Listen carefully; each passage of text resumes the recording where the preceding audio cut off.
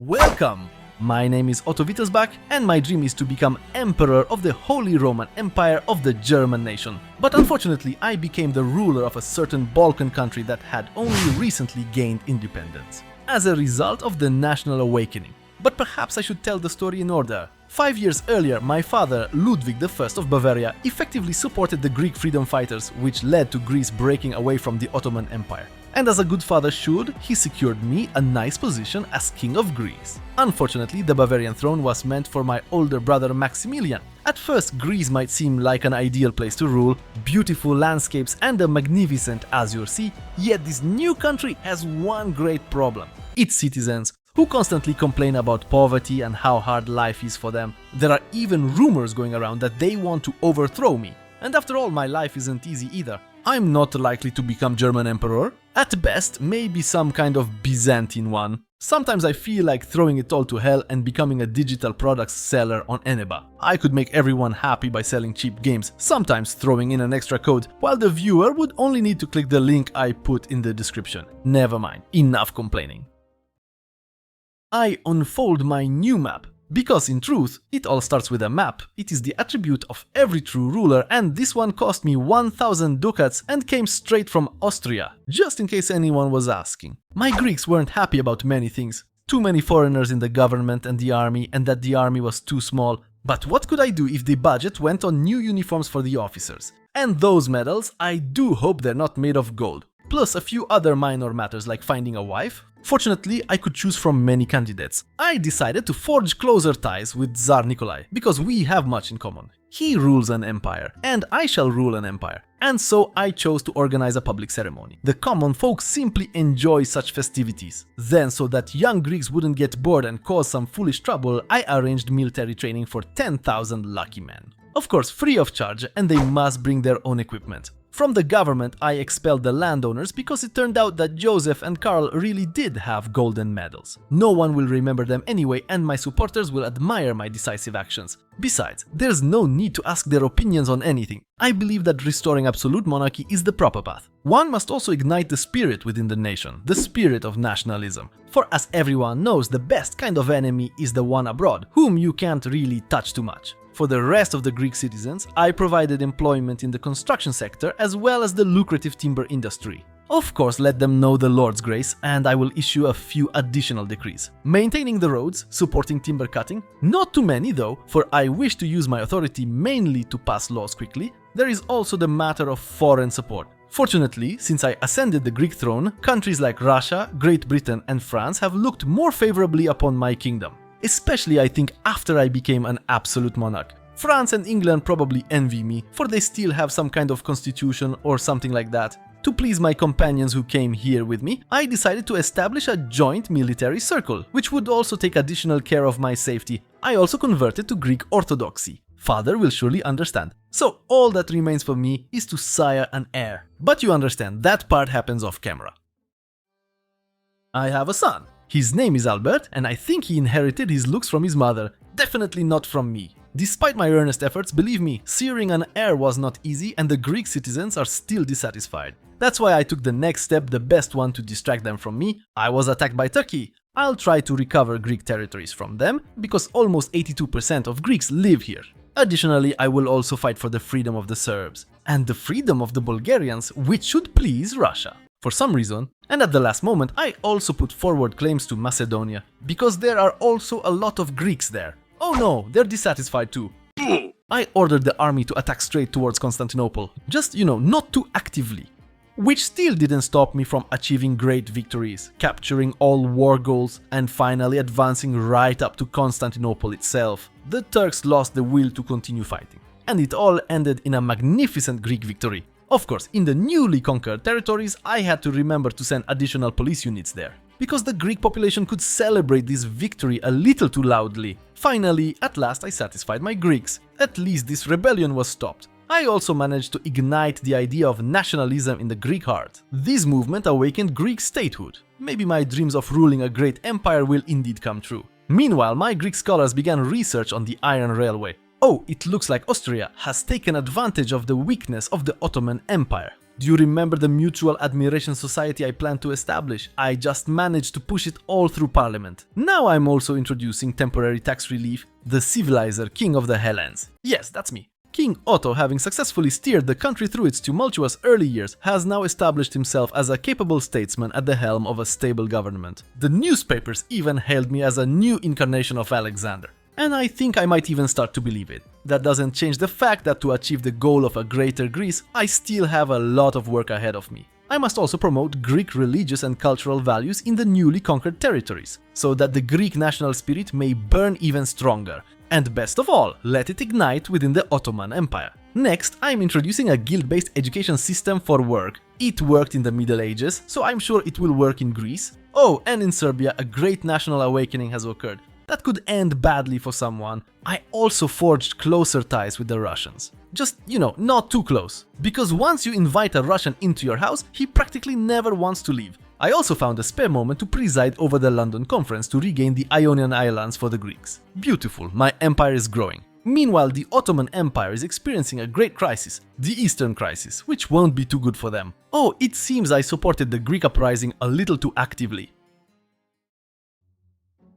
Which I think, with a little help from the Russians, will likely succeed. And so it did. Of course, there can be only one Greece, my Greece, so I allowed the rebels to join my country, and to join my army. And I must admit that awakening the national spirit in the Greeks was probably one of my best ideas. Such territorial gains. And I didn't anger anyone in the process. The whole world supports oppressed nations. And over the newly acquired territories, I gained access to amazing resources. Coal, silkworm plantations, opium, supposedly very healthy, and it helps with headaches, and even more iron. All of which I will need to build an armaments industry. But first, it's time to set out and take Constantinople. And this time, I myself will command the army. Wow, are those Karl's medals? And to battle. I am such a talented commander that I send the Italians into battle first, although sometimes I no longer knew which battles were mine. But looking at how the war unfolded, that didn't matter. Constantinople recovered, and I set about rebuilding Greece. Meanwhile, the nationalist impulses of my Greeks grew a bit. They increasingly spoke of not being merely the descendants of the Greeks, but of the entire Eastern Roman Empire. Empire.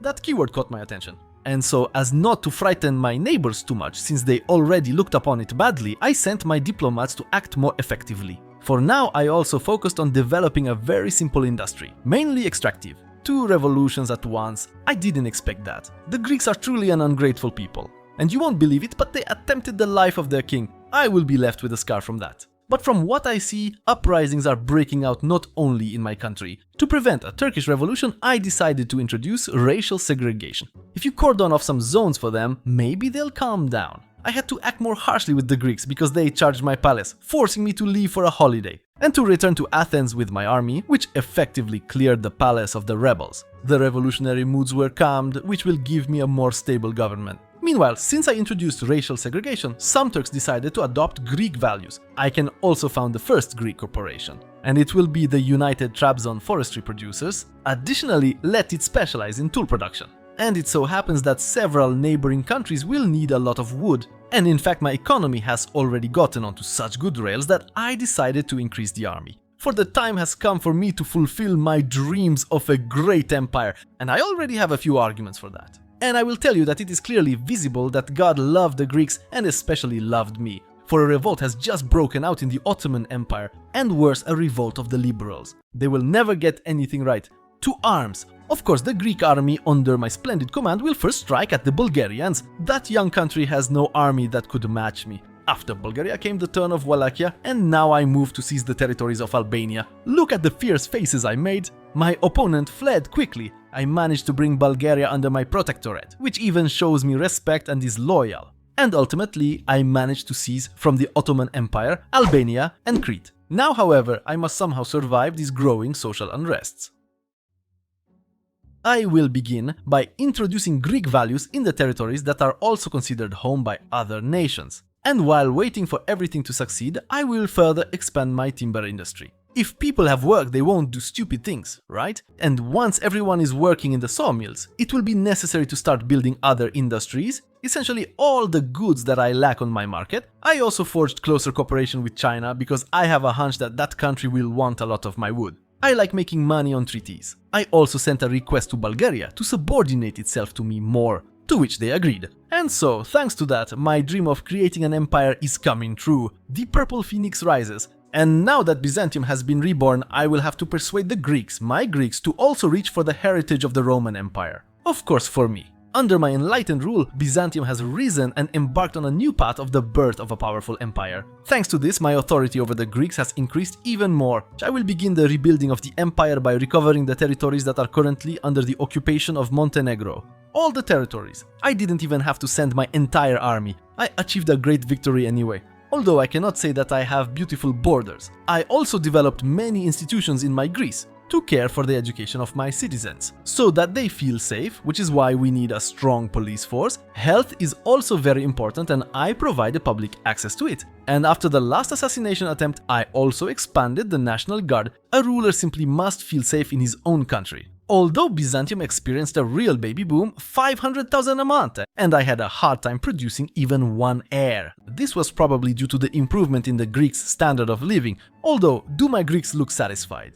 Of course, they now at least have tools. But why do they need those batons? Ruling unopposed for 30 years, I managed to prove that a state policy based on religion, autocracy and nationality is the best way to create a stable and powerful empire. Of course, I could not have done it without the support of the Orthodox Church. And look, in a country like France, they have a republic and they have elections from time to time. Apparently, even women can vote. And Great Britain, a woman even rules there, and they also have a parliament. No, I will stick with the good old absolute monarchy and my Greeks. End of these reflections. The time has come to recover the remaining territories from the Ottoman Empire, as many as possible. Time for war. And of course, as always, I will lead the troops into battle myself. Although this time the Turks even put up resistance. No wonder the liberals fell and the Sultan rules there again. Speaking of liberals, they really don't know when they should give up. Because of them, I didn't achieve all my goals. I even had to request transit rights from the Persians so that resources could begin to reach the newly acquired province. Oh, Ludwig wrote to me. What's up? An alliance? And you'll even give me the right to invest in Austria? Let's be reasonable. Austria is so weak that they even had to agree to a dual monarchy. So I am not interested in that alliance. Since my Byzantine Empire has already become a truly wealthy empire, it would be a shame not to build a large center of learning, where my Greek scientists would work on developing new military thought.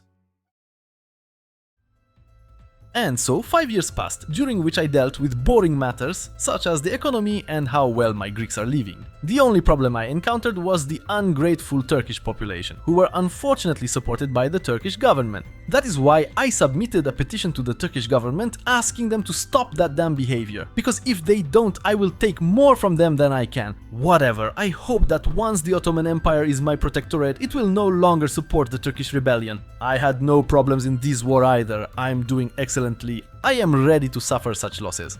And it worked. All Byzantine territories retaken and the former Ottoman Empire became my protectorate. The only problem is that we have very poor relations, which I will now have to improve. The next step is to send my fleet to Egypt, because I ordered 120,000 of my troops to land on the desert. You see, I told you this was the perfect maneuver, nobody expected it. Egypt too becomes a Byzantine protectorate. Unfortunately, my own citizens didn't really appreciate it and continued to try to throw me from the throne. And yet, I made Byzantium the third most powerful economy in the world and decidedly the best country to live in. Ingrates. And if you want to support my fight to stay on the throne and plan to purchase National Awakening, I'd be grateful if you do it through my affiliate link, which I put in the pinned comment. I certainly will not embezzle that money. In this material, you can also see my strategy for rebuilding the power of the Commonwealth, where I start with a single city, Krakow.